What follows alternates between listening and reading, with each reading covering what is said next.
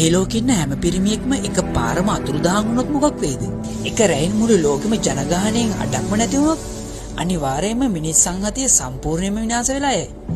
ප්‍රධානම කර්මාන්ත වෙන ඉදිකිරීම, පතල් කැණීම්, බලශක්ති සහ ගමනාගමනය වගේ දේවල් සෙනිකවම කඩන් වැටෙනවා.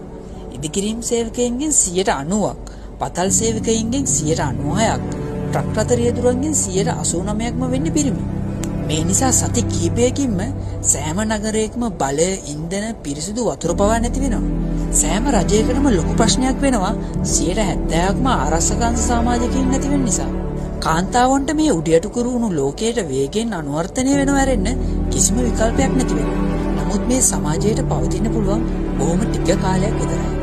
එක අභියෝගයක් තියෙනවා ඔවුන්ට කවදාවත් විසඳ ගන්න බැරි වෙන. ඔවුන්ට වර්ගයාභෝ කිරීම කවදාවත් ස්වභාවිකව කරන්න බැරි වෙනවා. මේ නිසා ඉදිරි ජනගහනයත් එමිහිමින් වසර ගාණක් ඇතුළත අඩු වෙන්න පටන් ගන්නවා. පරම්පරා කීපයකට පස්සේ විද්‍යාව තාක්ෂණයට පවා මේ තත්ත්වයට මුහුණ දෙන්න බැරි වෙනවා. අවුරුදු 130කට වගේ පස්සේ පෘථුවියේ ඉන්න අන්තිම කාන්තාවක් නැති වුණාට පස්සේ මිනිසා සඳහටම වඳ වෙලා යනවා. පිරිමි කියන්නේ මේ ලෝකෙ පැවැත්මට කොච්චර වටින දෙයක්ද කියලා පේන්න මේ වීඩියෝ එකත් ඔයා ෂෙයා කරන්න.